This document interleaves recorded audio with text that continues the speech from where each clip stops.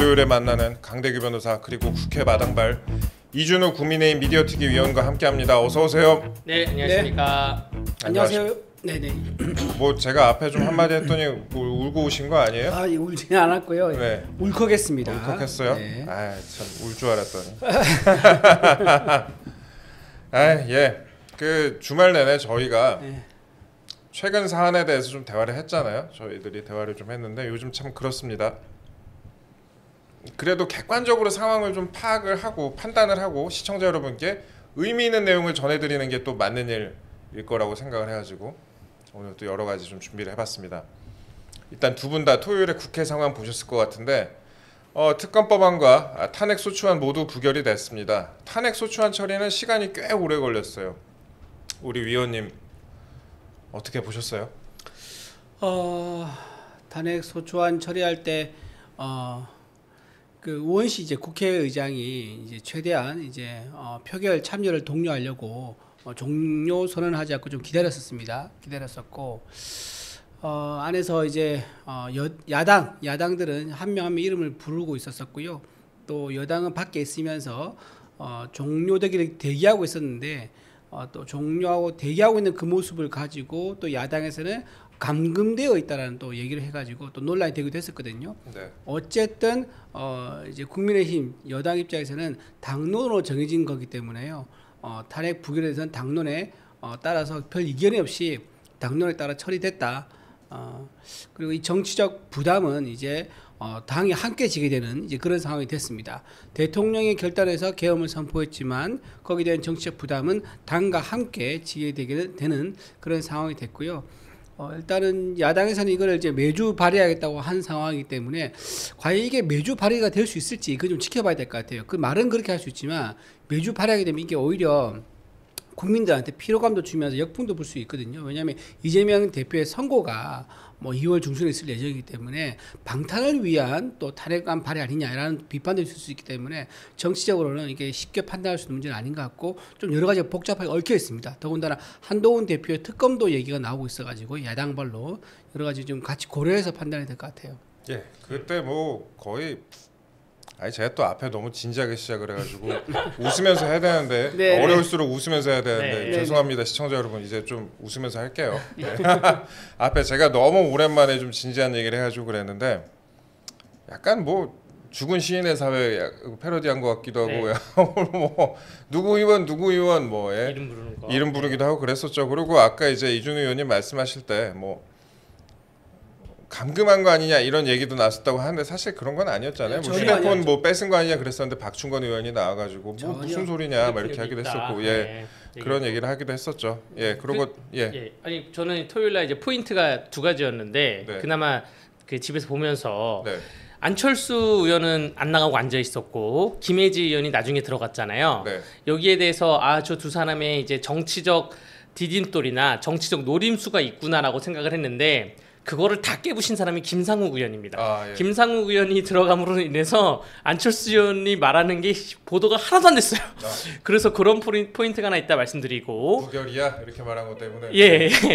부결이 아니라 반대. 예, 김상욱 의원 미리 들어가서 뭐 예. 민주당 의원들이 어깨 주무르고 막 고생했다, 용기의 박수를 보낸다 그랬는데 예. 막상 나와서 하는 말이 난 반대 던졌어 이렇게 얘기하는 거 보고 그래서 이제 안철수 의원이 난 할 말이 있는데 그게 쏙 들어가는 그러한 관전 포인트가 좀 있었다 말씀드리고 그리고 그 로텐도홀에서 네. 민주당 보좌진들이 나와가지고 막 연호 외치고 했잖아요. 네. 그게 아마 지금 예상하는 게 민주당 시의원, 도의원, 군의원들까지 막 지방에는 싹 다 끌고 모아서 국회로 집어넣어가지고 했다고 들었는데 어떻게 들었는지 모르겠어요. 모르겠어요. 예. 이런 거 하지 말자고 국회 선진화법 만든 거거든요. 네. 그러니까 국민의힘에게 자유로운 의사의 표결을 맞추겠다고 했으면 가만히 진중하게 있어야지 요거를 그 앞에서 띠를 두르고 소리를 지르고 하니까 이게 자유로운 의사 표현이 되겠습니까? 그러한 문화 자체는 없어야 된다.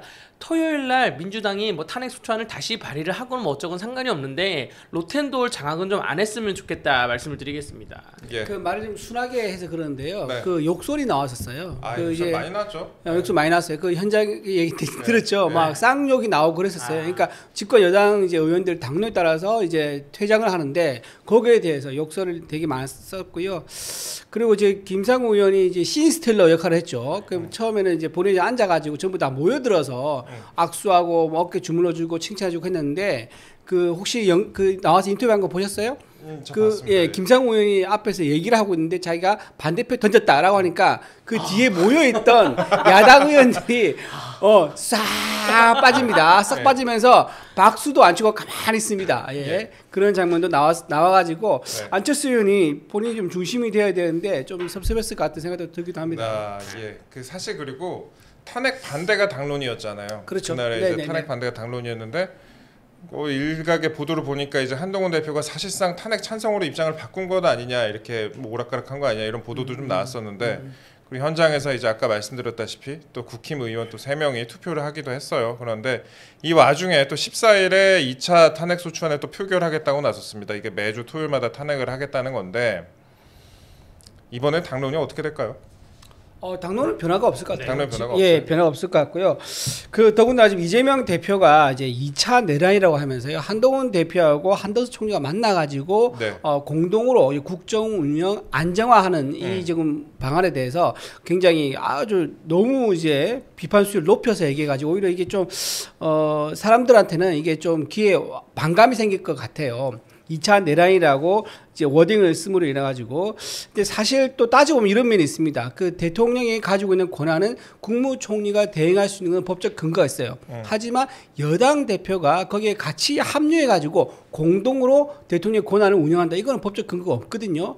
거기에 대해서는 분명 법적 논란이 있을 수가 있습니다. 하지만은 법적으로 국무총리가 대통령이 만약에 그런 직무 행사할 수 없는 경우 뭐 해외 순방 가거나 갑자기 뭐 심장마비나 뇌졸중이 와서 쓰러져서 이제 있는 경우 이런 경우를 이제 권한 대행이 이제 할 수 있거든요. 헌법 71조에 따라 가지고 네. 그런 상황으로 국무총리한테 권한이 간 거기 때문에 그런 상황에 준해서 가야 되는 건데 지금은 그게 아니라 대통령이 그냥 국내에 있고 또 몸도 건강한 상태에서 선언을 해가지고 국무총리한테 권한을 넘긴 거기 때문에 여기에 대해서는 논란의 여지가 있을 수 있지만 국무총리의 권한 행사는 가능하다. 그 말씀을 드린 거고요. 그 다음에 지금 이제 야당에서는 그러기 때문에 탄핵안에 대해서 이제 의원들 개개인한테 설득보다는 압박, 그러니까 문자 폭탄을 보낸다든지 아니면 전화를 한다든지라고 해가지고요. 같이 이제 여당 의원들 이탈표를 지금 독려하고 있는 그런 상황인데 여기서 한 발 더 나가서 야당에서는 한동훈 특검 카드를 지금 만지고 있다 그러더라고요. 그걸로 이제 압박을 하겠다는 그렇죠. 거죠. 한동훈을 이제 특검을 우리가 발의 안 해줄 테니까는 대통령 탄핵안에 찬성을 해라고 이제 일종의 정치적 거래를 시도하는 거죠. 근데 과연 이거를 한동훈 대표가 버틸 수 있을지 그것 또한 지금 관전 포인트가 되겠습니다. 저는 이번 토요일 날 네. 당론은 당연히 변함이 없고 좀 이랬으면 좋겠어요. 어떻게? 민주당이 열었을 때 지금 우리가 이번 주 토요일 날, 그러니까 지난주 토요일이죠. 그저께 한 4시간 정도 생방송을 보면서 얼마나 많은 국민들이 시간을 할애하지 않았습니까? 까먹지 네. 않았습니까? 이게 우원식 의장이 그 설레와 다르게 시간을 끈 건데 오래 걸렸어요. 예, 네. 이렇게 된 김에 한 4명 보내볼까?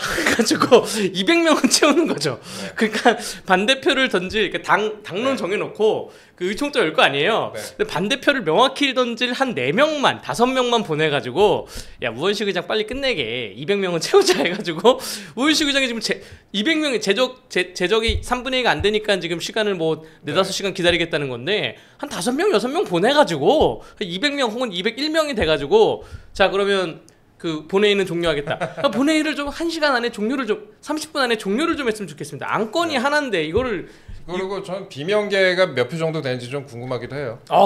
그러니까요. 이탈표가, 예. 한번 까봐야 될 필요성이 예. 있다. 투표 불성립으로 투표한 열질 않았죠. 네, 이제 네. 열질 않았는데 만약에 지금 이제 강변 얘기한 것처럼 4명, 5명이 가가지고 이제 네. 반대표를 던져가지고 네. 이제 개표를 할 수 있는 요건이 갖춰지면은 그 안에서 만약에 야당 내에서 한 표라도 반대가 나온다 그러면 그거는 또 새로운 어떤 그럼요. 정치적 메시지가 되는 거죠. 네. 그러니까는 탄핵은 어떤 걸 할 수 있는데 이 탄핵이 곧 이재명 대표의 대선으로 가는 직행로 또는 네. 고속도로에 되는 거는 반대 의사다라고 해석할 수가 있는 겁니다. 네, 김경수 걔도 있을 거고, 네. 뭐 김동연 뭐 걔도 있을 거고, 소수라마 좀 비명 행사가 있긴 했겠지만, 네. 그러니까 이거를 투표하면 좀 까볼 필요성이 있다. 그래서 그 우리 원내가 잘 계산을 해서 너 확실히 반대 던질 거야? 물어본 다음에 한두 명씩 슬금슬금 보내서 어쨌든 본회의가 시작되고 1시간 안에 좀 끝났으면 좋겠어요. 네. 예. 예, 그럼 방송이니까 투표함 깐다기보다는 투표함 개봉한다.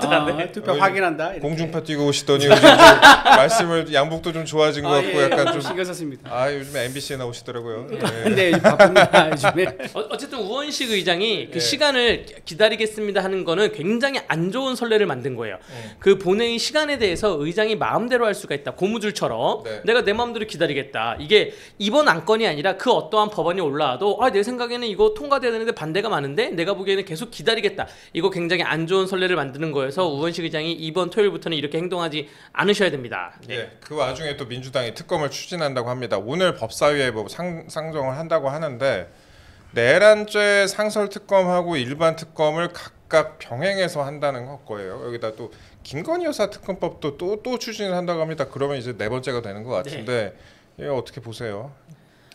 말씀하세요. 예. 김여사 특검법 같은 경우는 지금 세 번째 부결된 거거든요. 네. 그래서 지금 이제 부결될 때마다 이탈표가 좀 나타나는 형상이 좀 다릅니다. 네. 올해 2월달에 부결됐을 때 0표였습니다. 이탈표 하나도 없었습니다. 근데 이제 10월에는요 4표가 나왔었고 그리고 최근에 이번에는 이제 16표가 나왔죠. 6표가 나왔고 여기서 2표가 더 나오게 되면은 가결될 수가 있습니다. 그래서 네. 점점점 이탈표가 늘어나고 있는 상황인데 과연 네 번째 안이 발의됐을 때 6표에서 과연 한 표가 늘어날지 아니면은 오히려 줄어들지 그거는 좀 지켜봐야 될 것 같아요. 왜냐면은 지금 일단은 김여사 특검법도 우리가 당론으로 분명히 부결한다고 한 상황이라서 네. 당론이 바뀌지 않는 한 마지노선이 6, 7표에서 더 늘어날 것 같지는 않거든요. 왜냐하면 그렇게 넘어가 버리면요 이게 한동훈 대표 입장에서도 당 대표의 리더십이 있는 거예요. 리더십의 타격을 받고 그 책임은 한동훈 대표에게 가게 될 겁니다. 그리고 한동훈 대표가 지금 의심받는 게 뭐냐면 한동훈 대표의 측근들이 이 6표에 들어갔을 거라고 이제 보통 분석을 하는데 그게 따라서 만약에 김여사 특검법이 통과된다 그러면 당론에도 불구하고 한동훈 대표가 개인 측근들을 조직해서 이탈을 시켰다라는 비판을 이제 피할 수 없고요. 그럼 정치적 큰 부담이 되겠죠. 그래서 이제 네 번째 이번 주 9일 날 발의를 해서 뭐 12일 날 처리한다라는 얘기가 있는데 9일이 오늘입니다. 네. 오늘 9일이니까는 제가 보기에 이 특검법이 당론으로 어떻게 단도를 하냐. 당론은 변화가 없을 건데 당론을 얼마나 잘 단단하게 단도를 하냐. 이게 좀 관심 포인트 같습니다. 특검법의 내용도 중요할 것 같습니다. 네. 특검법이라는 게 사실 뭐 처리를 한다 안 한다, 뭐 부결을 시킨다 안 시킨다가 문제가 아니라 사실 그 안에 독소 조항이 있느냐 없느냐 그 부분도 좀 중요한 거 아니겠습니까? 근데 기존에 제기됐던 그런 특검법 같은 경우에는 뭐 독소 조항이 있다 그래갖고 많이 문제가 좀 되지 않았어요. 네. 그 지금 이제 경찰이 있고 검찰이 있고 공수처가 있고 세 곳에서 수사를 하는데 특검을 또 넣겠다는 거 아니에요? 예. 이거 수사 완전 혼란이 있거든요.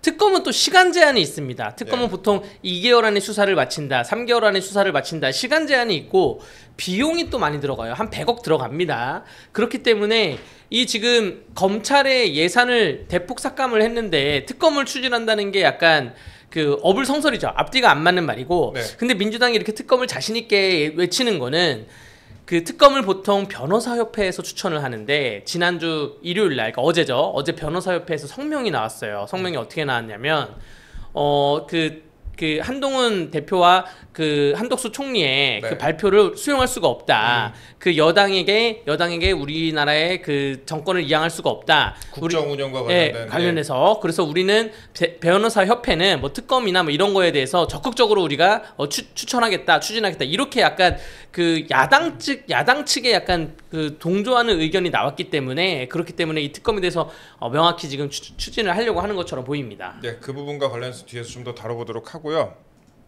그런데 이제 아까 이제 우리 이준우 의원께서 12일에 본회의에서 김건희 여사 특검법을 처리할 가능성이 있다 이렇게 얘기를 했는데 12일은 또 우리 이준우 의원이 뼈에 이렇게 새겨놓은 날이잖아요. 12일에. 그렇죠. 예. 10일이면 이제 조국 대표의 대법원 선고가 있는 날입니다. 네.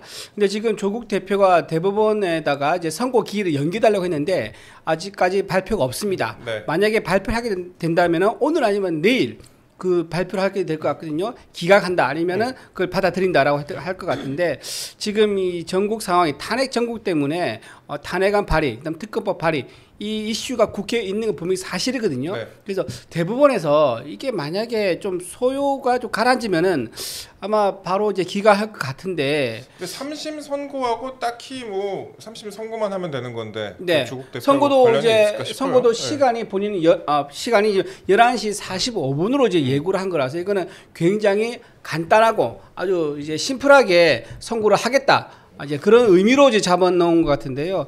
근데 대법원이 네. 지금 탄핵에 대해서 혹시 좀 부담을 느낄 수 있습니다. 탄핵 안 처리하고 있는 국회 업무에 대해서. 네. 국회 업무에 대해서. 왜냐하면 지금 만약에 조국 대표 빠지잖아요. 그럼 바로 승계돼 가지고 국회 한 명 누가 지금 올라오는 상황이 될 수 있는데 네. 그 사람은 만약에 올라오자마자 바로 본회의장에 들어가지고 투표를 해야 되는 상황이 되는 거예요. 이제 그런 게 과연 표결권에서 국회는 정당한 행사를 볼 수 있느냐 이런 것 때문에 지금까지 쭉 상황을 지켜본 이제 국회의원이 참여된 거 아니냐라는 소수 의견이 나올 수도 있습니다. 그래서 대부분 제가 생각에는 큰 이견이 없이 조국 대표 사건은 워낙 오래 묵혀졌기 때문에 판단은 간단합니다. 하지만 조국 이외의 외부의 환경 때문에 혹시나 대부분에서 좀 다른 판단을 할지도 모르겠다. 가능성 크진 않지만 그래서 저는 12월 10일 선고가 90% 확정이고 한 10% 정도는 혹시나 선고 연기가 될 가능성이 있겠다 말씀드립니다. 아이 본업이 그건데 그렇게 말씀하시면 네, 10% 정도는 가능성을 열어놓는 겁니다. 아니 근데 우리가 그러면은 지금 잠깐 이제 이재명 대표 얘기를 좀 했다가 이재명 대표의 사법 리스크 얘기를 했다가 다시 돌아오도록 할게요. 네네. 그러면은 민주당도 지금 위기가 없는 건 아닙니다. 민주당도 오랫동안 위기 상황이었고 그래서 유죄가 선고된 그 이재명 대표에게 유죄가 선고된 이 선거법 사건과 관련해 2심이 서울고법 형사 6부에 배당됐다고 해요. 이게 또 쟁점 아니겠습니까? 네, 맞습니다. 이거 633 원칙에 의해서 2심은 3개월 안에 그 결과가 나와야 되기 때문에 네. 시간을 보면 한 2월 14일 안에는 결과가 나와야 됩니다. 네. 예, 그리고 대등 재판부라 그래서 이 서울고법 6부 그 형사 6부가 대등 재판부라 그래서 원래는 부장 판사님이 계시고 그렇죠. 일반 예. 판사님 2명이 있는 게 합의부인데 이게 이제 하나의 부인데 대등 재판부라 그래서 부장 3명이 있는 거예요. 이러면 더 논의를 심도 있게 할 수가 있다라는 것이고 이게 왜 부장 이렇게 돼 있냐? 판사님들이 예전에는 어느 정도 나이가 차시면 네. 판사직을 관두고 변호사로 나갑니다. 아. 근데 요즘 변호사 업계가 어려워가지고 안 나가시는 거예요. 어려워요? 어려워요. 많이 어렵습니다. 그래서 안 나가시니까 네. 판사님들이 너무 부장 판사님들이 적체가 되니까 대등부라는 걸 만들었어요. 민사도 그렇고 형사도 그렇고 그런 것이기 때문에 이 중에 지금 3명의 부장 판사님들 중에 어떤 판사님이 주심인지는 모르겠지만 이 주심 판사님이 결정을 하실 거고 2월 14일 이전에 결정이 나와야 된다라고 조희대 대법관도 각급 법원에다가 공문을 보냈다. 그래서 그 2월 14일 전에 결과가 뭐 나올 것이라 보여집니다. 발렌타인 데이 전에 네. 그렇게 나와야 될 것 같다 이렇게 말씀을 하셨는데 그렇습니다. 그러니까 조희대 대법원장이 633 그러니까 선거법 같은 경우에는 2심을 3개월, 그 3심도 3개월 안에 처리를 해라 이렇게 밝힌 바 있고요. 그게 사실 강행 규정인데 그동안 잘 지켜지지가 않았는데 그 규정을 지켜라라고 지시를 했고 그리고 이 서울고법 형사 6부에 대해서 한번 다뤄봐야 될 것 같아요. 일단 이 형사 6부가 손준성 검사에게 최근 2심에서 이제 무죄를 선고한 원래 유죄였는데 이제 무죄 1심 유죄, 2심 무죄를 선고한 이 재판부입니다. 그리고 그 조국 대표 아들 인턴 증명서와 관련해 최강욱 씨한테도 또 1심과 같이 똑같이 유죄를 선고했던 그런 재판부예요. 네. 예. 그 판사님들은 네. 2년이나 3년에 한 번씩 그 네. 인사이동이 있어요. 네. 그게 2월 달에 있는데 이 세 분은 올해 2월 달에 형사 6부에 오신 분들입니다. 그렇기 때문에 내년 2월에 그 관련해 가지고 인사이동도 없으신 분들이에요. 쭉 네. 가실 분들이기 때문에 네. 판단을 하실 거라 생각이 되고 아까 말한 손준성 관련 사건이나 네. 최강욱 관련 사건에서 이 세 분 중에 그때 누가 주심을 맡았는지는 모르는 거예요. 네. 그래서 이 세 분 중에 그때 맡았던 분의 성향에 의해서 간다고 하면 그 비슷한 분이 맡았다고 한다고 하면 이재명에 대해서는 당연히 그냥 항소 기각이 나올 거라 예상이 되고요. 근데 여기에 대해서 이재명 그 피고인 이재명 측이 또 어떠한 시간을 끌려고 또 무슨 그 변론길 연기 신청이든 뭐 증인 신청이든 변호사 이거 교체든 뭐 변호사 고쳐도 이것저것 할 수가 있습니다. 그래서 한 달 정도는 한두 달 정도 또 연기가 될 수도 있다고 말씀드립니다. 제가 법조계 좀 알아보니까 그 부장판사 세 분 중에 한 분은 약간 진보 쪽 아니냐 이런 식으로 또 법조계에서는 얘기가 돌더라고요. 네. 뭐 그렇게 얘기는 도는데 그래도 이제 두 분에 대해서는 또 아니라 또 얘기도 있고 일단 도는 얘기 정도만 말씀을 드렸습니다. 그리고 지난번에 이제 손준성 검사 같은 경우에는 나중에 판결을 2번인가 연기를 한 번 했었어요. 예, 선고를 2번인가 연기를 했었는데 그래도 재판이 그렇게 막 길어지진 않았었거든요. 그래서 이번에 대법원장이 3개월 안에 처리를 하라고 지시를 했기 때문에 앞으로 이 부분 좀 지켜봐야 될 것 같습니다. 이거 외에도 또 위증교사 사건 1심에서 무죄가 나왔지만 2심에서 또 유죄가 나올 수 있는 거 아니냐, 법조계에서 그런 식으로 분석하는 부분도 많이 있기 때문에 그 부분 역시 위증교사 사건 역시 법적인 쟁점이 그렇게 많은 사건이 아니잖아요. 그래서 네. 또 신속하게 처리가 될 수도 있지 않을까, 그런 부분이 좀 포인트인 것 같습니다. 그 대부분의 재판부에서 그때 법조계에 있는 분들이 그 네. 위증 교사에 대해서는요, 굉장히 심플하게 봐요. 술을 마셨는데 음주운전 아니라는 이제 그런 판결로 이제 시각이 보통 보더라고요. 네. 그래서 지금 이 성향이 보면은 일단 법과 원칙, 증거에 따라서 선고하는 재판부로 보여요. 그래서 이제 기존 판례에 따라서, 그리고 위증 교사는 대부분 열의 9.9가 전부 다 유죄를 받습니다. 네. 그것도 징역형인데 요즘에는. 그래서 아마 2월 중순 가면은요, 항소심에서 바로 잡지 않을까. 위증교사 1심의 무죄가 바로 잡힐 가능성이 대단히 높다. 근데 이게 그렇기 때문에 이재명 대표 입장에서는요, 굉장히 쫄리는 거예요. 이 탄핵안은 쫄리는 게 뭡니까? 방송이 죄송합니다. 굉장히 조급합니다. 굉장히 네. 조급해서요, 2심 선고가 나오기 전에 빨리 판을 바꿔야 된다. 그러니까 즉 조기 대선 모드로 가야지 이 선고를 자기가 멈출 수 있다고 생각하고 있는 거예요. 그러다 보니 사실 6개월 안에 확정이 되지 않더라도 2심에서라도 또 유죄가 나오게 되면 또 그것도 상황이 달라지게 되는 거죠. 그렇죠. 그러다 보면 이제 민주당 입장에서도 2심까지도 유죄가 나왔는데 이 이제 후보를 우리 당의 대선 후보로 내야 되느냐, 이제 그런 이슈가 생기게 되거든요. 그리고 이게 만약에 대통령이 되고 나서 재임 기간 중 이게 만약에 유죄 확정이 됐다 그러면 대통령직은 어떻게 해야 되냐, 이게 지금 법적 근거가 없어요. 네. 그래서 지금 굉장히 큰 혼란이 올 수 있기 때문에 그 전에 이런 혼란을 잠재우기 위해서라도 조기 대선을 빨리 해가지고 모든 것을 스탑시키는, 공소를 취소시키는 그런 전략을 짤 가능성이 높아 보입니다. 예, 결국에 이제 이재명 대표의 뭐 유죄 여부나 뭐 2심 여부나 형 확정 여부가 언제 이제 판가름 나느냐, 그게 정치권의 핵심 사안 같습니다. 그래도 그런데 이재명은 안 된다, 뭐 이런 기류가 정치권에 있지 않습니까? 상황이 어떻다고 그렇죠. 하죠? 예. 예. 이재명 안 되죠.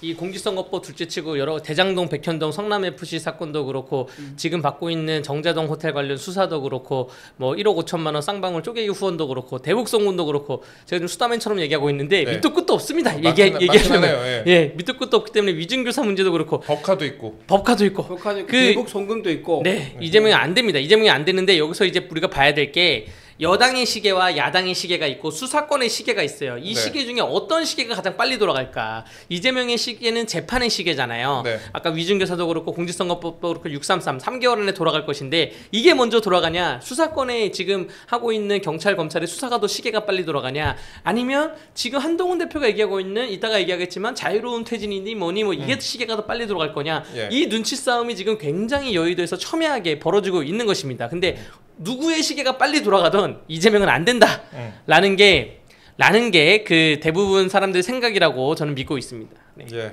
이게 과거에, 그러니까 돌이켜 보면은 참 여러 가지 순간들이 있었어요. 그 이재명 대표 지난해 9월 정도였나요? 그 구속 여부가 맞아요. 이제 9월에 그때 추석 때쯤이었죠. 유창훈 영장 전담 부장판사 그때 기각했죠. 구속영장을 기각했던 그런 사안이 있었는데 그게 또 여기까지 왔네요. 그렇죠. 예. 나비 효과를 일으킨 예. 거예요. 아니 이분이 만약에 기각 안 했으면 계엄도 선언 안 했을 거예요. 굳이. 그렇죠. 예. 그렇죠. 지금 정부 입장에서는요, 비상계엄 이유 중 하나 뭐냐면 정부 기능을 의도적으로 마비시킨다. 이게 계엄한 이유 중 하나거든요. 그 실제로 보면요, 탄핵 남발, 그러니까 대통령이 가지고 있는 주요 권 중 하나가 국무위원 임명권입니다. 그리고 정부 기관들이 일할 수 있도록 해야 되는데 그 탄핵 남발을 해가지고 정부 기능을 마비시킨 거예요.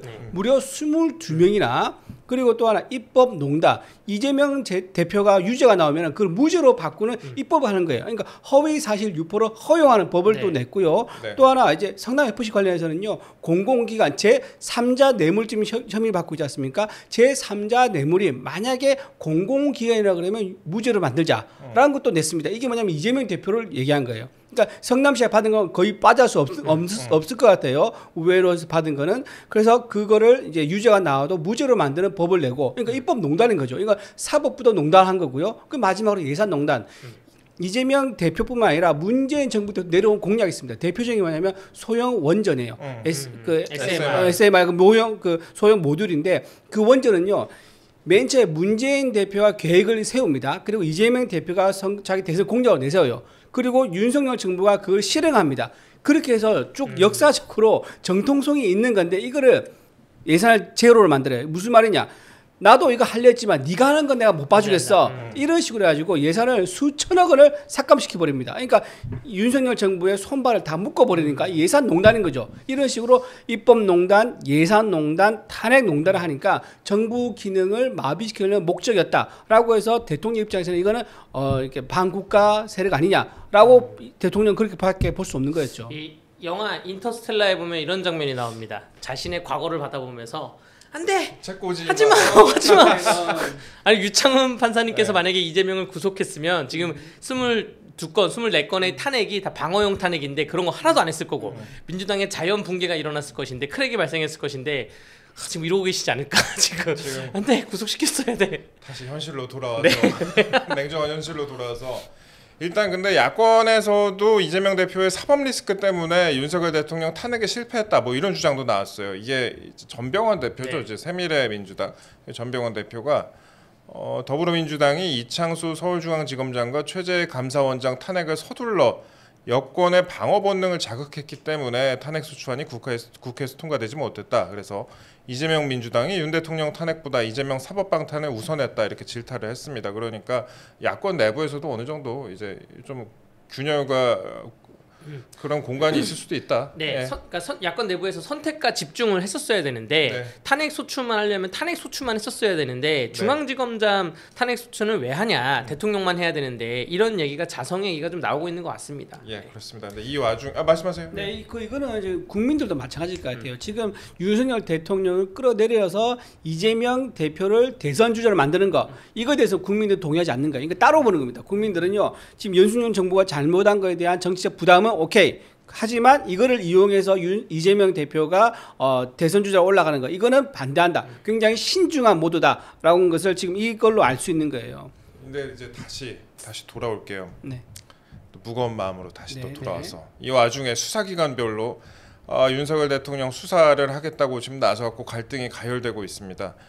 이 검수완박의 영향이 여기까지 오는 것 같아요. 일단 경찰, 검찰, 공수처까지 공수처 내놓으라 그랬잖아요. 사건 또 뭐 정리를 해드리자면 경찰이 있고 검찰이 있고 공수처가 있지 않습니까? 경찰이 150명을 수사단을 꾸렸어요. 내란죄는 우리 소관이다. 근데 검찰이 여기에 대해서 검사 20명, 수사관 30명에서 특수본을 꾸렸습니다. 그렇죠. 내란죄에 대해서는 우리가 수사를 할 수가 없지만 직권남용이 관련돼 있으면 직권남용에 직접적 영향이 있으면 직권남용하고 수사를 하겠다. 야 경찰들 너네 우리 합동수사 꾸리자. 검찰이 먼저 얘기했는데 경찰이 거부했어요. 야 우리 거야. 거부했는데 그 와중에 공수처가 뒤늦게 참전했습니다. 뒤늦게 참전하면서 영장을 이미 이미 그 신청을 했는데 청구를 했는데 거기에 대해서 공수처가 뒤늦게 영장 청구하니까 법원이 자꾸 중복된 영장 갖고 올래 그래서 그 영장은 받아주지 않았고 의사 취지로 영장 문제를 언급하면서 조정 노력을 기울여 달라. 예 맞습니다. 그런 와중에 공수처가 이제 그 사건을 이첩하라고 말을 했어요. 공수처법에 의하면 사건을 당연히 이첩을 해야 됩니다. 그렇습니까? 예, 지금 그렇게 되어 있습니다. 여기에 이제 이 세 가지 세트 밖에 지금 민주당이 특검을 또 추진한다는 것이고요. 이게 지금 피의자나 변호인들은 지금 한 4번 불려다닐 지금 일이 생긴 거예요. 그러면서 만약에 수사기관별로 수사 결과가 다르게 나오면 어떻게 됩니까? 이게 이상해지는 거거든요. 일단 사람의 인신 체포는 검찰에서 했는데 김용현 장관 같은 경우에 그런데 증거는 또 경찰이 갖고 있죠. 근데 같이 합동해서 수사는 안 하겠다고 경찰은 하고 있고 그 와중에 공수처는 다 내놔라 이렇게 하고 있고 그 와중에 또 민주당은 특검을 해라. 한다 그러고. 근데 아마 뭐 법령으로 말씀을 드리자면 공수처로 가야 되는 게 맞는 거예요. 그러니까 그 공수처가 가만히 있으면 모르겠는데 공수처법에 의하면 다른 타 수사기관에 이첩을 요구할 경우 타 수사기관은 그걸 이행해야 되거든요. 그렇기 때문에 야 갖고 와 이러면 가지고 와야 되는 잠깐 그런 경우입니다. 그래서 문제는 뭐냐면 공수처가 채용 공고를 한 10월 중순에 난 걸 보면 굉장히 인력이 너무 많이 빠져나가고 있어가지고 검사를 막 6명인가 5명을 한꺼번에 채용하고 막 그러거든요. 공수처 인원이 지금 완전 비어 있죠. 예, 그래서 공수처가 과연 이 수사를 할 수 있는 인력이 가능한가, 예산도 가능한가, 여기에 대한은 좀 의문이 있는 것이죠. 이 수사기관이 경쟁적으로 나서는 걸 보니까 좀 한편으로 좀 씁쓸하기도 합니다. 물론 뭐 자기네 조직의 명운이 걸린 건 알겠는데 그 민생 사건 같은 경우에는 몇 년씩 쌓아놓고 뭐 이런 경우가 많은데 또 이 사건 같은 경우에는 이렇게 뭐 한 달 안에 결과를 내겠다. 뭐 검찰 같은 경우에는 윤 대통령 수사에 대해서 한 달 안에 결과를 내겠다 이런 보도도 또 나왔어요. 지금 검찰 입장에서는 그렇게 이제 예. 무리해서 이제 왜냐하면 수사 결과는요 이게 생명 살아 움직이는 생명체라서 어느 기간을 특정해 가지고 하기 때문에 굉장히 그 조심스럽게 말을 해야 되고 자신 없으면 할 수가 없습니다. 근데 이거 한 달에 했지 않습니까? 이거는 그런 거 안 따지고 한 거예요. 그냥 민주당한테 잘 보고 싶어. 왜냐하면 민주당에서 야당에서는요 검찰 못 믿겠다 지금 하고 있는 거예요. 네. 검찰 수사 빠져라라는 게 민주당 입장이거든요. 그래서 특검하자는 건데 검찰에서 하는 거는 못 믿겠어 빠져라. 그러니까 검찰에서는 아니다. 우리한테 맡겨줘. 한 달 안에 결론 낼게라고 하는 게 검찰의 지금 입장인 거고. 네, 지금 패널의 개인적인 생각입니다. 제 개인적인 생각이기도 하고, 예, 평론가들의 다수의 의견이기도 하고요. 네. 그런데 지금 이제 김용은 이제 장관이 이분이 신병이 지금 검찰에 있다 그랬지 않습니까? 이게 네. 동부구치소에 있다 그러더라고요. 예. 근데 경찰에서는 이 김용현 장관에 대해서 전 장관에 대해서 수사를 하고 싶은 거예요. 근데 수사 그 규정에 따르면은 연속해서 불러서 수사를 못 하게 됐다 그러더라고요. 예. 그래서 동부구치소에 있으면은 이게 검찰이 일정한 시간을 둔 다음에 좀 쉬게 한 다음에 불러서 다시 조사를 하거든요. 네. 근데 그 사이 쉬는 시간에 이거 경찰이 못 데리고 가는 거예요. 아. 그렇게 규정이 돼 있어가지고 지금 어쨌든 신병은 검찰이 확실히 단도를 하고 있는 거고 그리고 쉬는 게요 굉장히 시간 짧았었어요. 동부구치소에 1시에 들어갔으면 5시에 다시 데려가요. 그러니까 그 사이에 혹시 경찰이 올까 싶어서 규정은 지켜야 되고 하지만 다시 데려간 건 막아야 되고 하다 보니까 짧게 쉬는 시간을 주고 다시 데려가서 조사를 하고 있는 그런 상황입니다. 구속영장을 오늘 친다고 하는 것 같습니다.